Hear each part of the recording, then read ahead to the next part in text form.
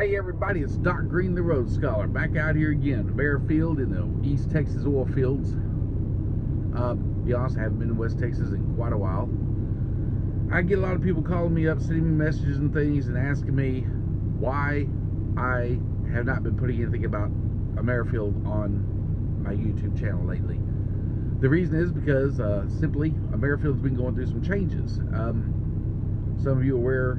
A lot of you are aware of the last video I put out, or a couple of videos ago I put out, about our payroll system being having problems, drivers not being treated fairly and things, and Amerifield has addressed most of those issues. I'll be honest, here's my thing. I never bashed Amerifield because I wanted to cause Amerifield trouble.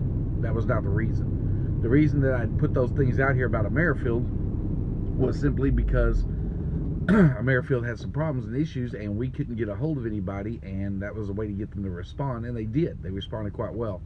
Our payroll issues, haven't had a problem since since they revamped it. I can't remember. All my paychecks have been right. All the drivers I talked to, all their paychecks have been right. There might be one or two that are still missing a load here and there. That's to be expected with any company. But pretty much Amerifield straightened out everything that we addressed. So the reason that, like, drivers, why don't you put this out, or why don't you put that about? These are, from what I've seen and from what I've talked to all the drivers, 'cause I talk to drivers when I'm out here all the time, when I'm at truck stops or we're at the field or something. From what I understand, these are isolated incidents. They're not. It's not intentional. The things that are going wrong right now, like little things. I'm talking about little things, like they missed one of my trips on my thing, or they told me I had to send in all my transfer information before they give me a next load. Well, yeah, that helps you get paid. If you don't send it in, you don't get paid. So they're trying to look out for you, and they're trying to get their payroll situation straightened out. And they have. If you send in every trip, you send in the paperwork, it's on your next settlement. They changed some things. They didn't tell us about it, and that kind of jacked us up for a week. A lot of the drivers, because we didn't know things were changing, and but they put it out in their newsletter, their video newsletter, which you can go to Amerifield Inc. channel on YouTube and subscribe to that. And that way you get your information about Amerifield's information about what they're doing and everything every week. They put out a newsletter, now video, and that's a great thing, I think.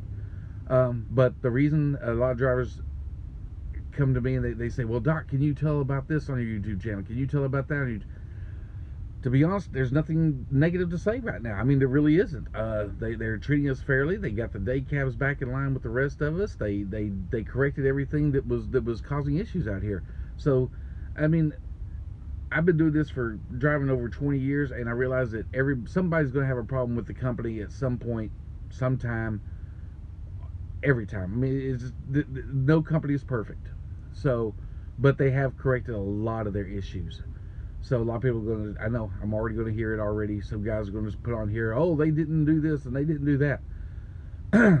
Then you need to call them, because if you got a problem, they have been really, really good at responding to all the drivers. I even talked on my last video about how some of the ex-drivers didn't get their checks this way or didn't get their checks that way. They called up. Amerifield has gotten all of them paid. All the drivers that I've seen out here that have done that and have called, and a lot of drivers called me back and said, hey, Doc, I appreciate it, man. They got my money out to me. They got my check out to me. So, I mean, they're trying. I mean, I don't know what else to say. I can't. I'm not here to bash the company I drive for. That is not my purpose out here. This is not the purpose of this YouTube channel. This YouTube channel was designed to give you guys information about the companies I know about, and the information on different ways of trucking, different rules, regulations, things like that come into effect. And I'll be honest with you, they have really stepped up to the plate. I mean, they're going to make mistakes every once in a while, but I'm not going to sit here and bash them on every single little mistake.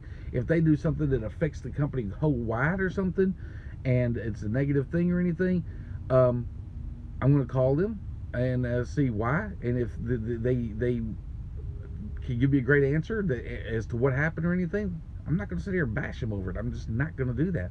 I did not do this channel just to bash Amerifield. This is not Bash Amerifield channel. This is Road Scholar channel. When they do good, I'm going to tell you about that from now on. Just like I did before. People always ask me, Doc, I don't understand. You talked so great about them before, and then all of a sudden they're the most horrible company to work for. No, I talked great about them because they had some great things going on. I wouldn't say talk bad about them. I talked corrective action about them because they need some things that needed to be corrected.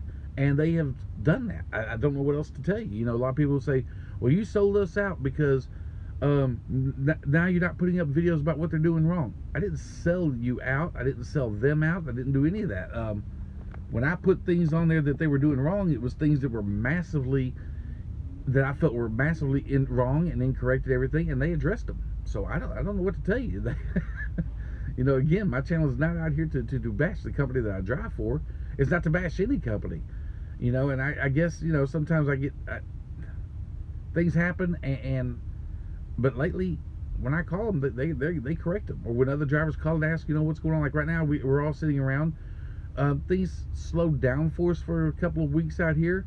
But instead of sending us home like they could have, or making us sit and wait like they could have, they gave us opportunities to make money in other directions. Like they sent some of us out to do flatbed for a little bit, and they're going to do that again if we slow down again. They're going to keep us running. I choose not to do flatbed again. I don't know anything about it. I'm not good at it. I'll be honest with you. I've only done it one time in my life, and that was with Amerifield, and it was very stressful, what we were carrying and everything, and how we were running. And I personally am not doing it again. I didn't find it good for me. It wasn't good for my stress level, my health, or anything else doing that load. But other drivers here are extremely happy to be doing those flatbed loads when we're slow. And so there's nothing wrong with that. It's just me, my personal choice is not to do them anymore. And I'd rather, be honest with you, when we're down like that and everything, I use that time to go home and spend time with my family and everything. And people go, yeah, but then you go in the hole because you're on the lease program. Yeah, I do. But I make enough money out here to where I'm not really in the hole. I just don't have, my paycheck isn't making that payment that week. That doesn't mean I don't have money in the bank. I've learned that over the years to keep money in the bank to cover you through the slow periods and things. So me, myself, I use the downtime, like when we're in between wells for a few days or something, I go home and see my family. But they're going to keep us running. They found more freight for us to run and everything while we're slow, and get us back down here in time for our well to open back up. It's just the nature of the beast, guys. You're going to have good times, strong times, hard times. Like I've said on here before, I've had checks where I've made over $6,000. I've had checks where I've only made $1,000. I've had taken time off where I come back and I made a negative check.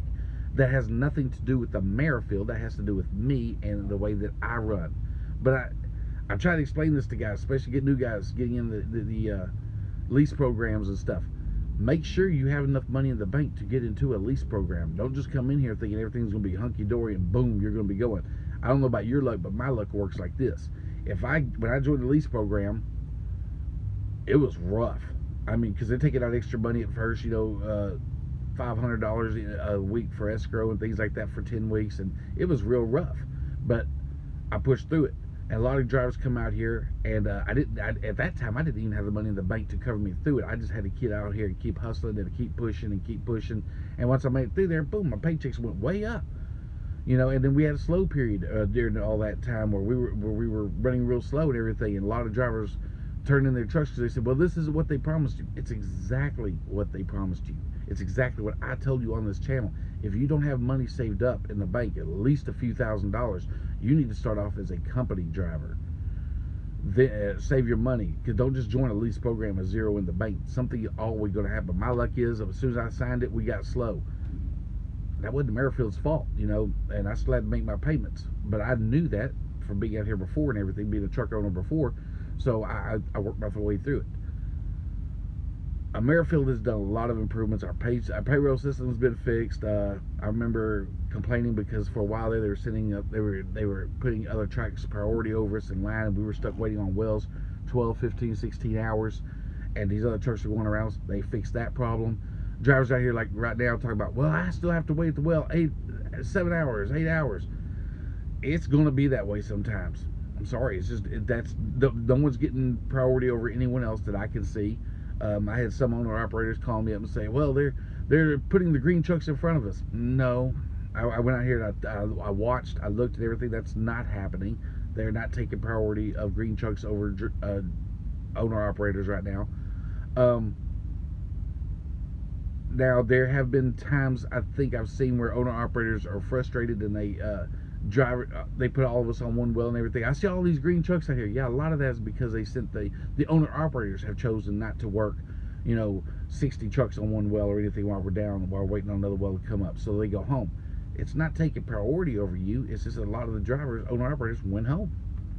And seen their family like I do. I'm a lease purchase. I still go home whenever we're down to one well. There's no reason for all of us to be out here hustling. But some of these lease drivers do have to hustle right through that time period. They have to be out here, even if they only get 1 or 2 loads a day, they have to be out here pushing it because they got to pay a lot more money right now.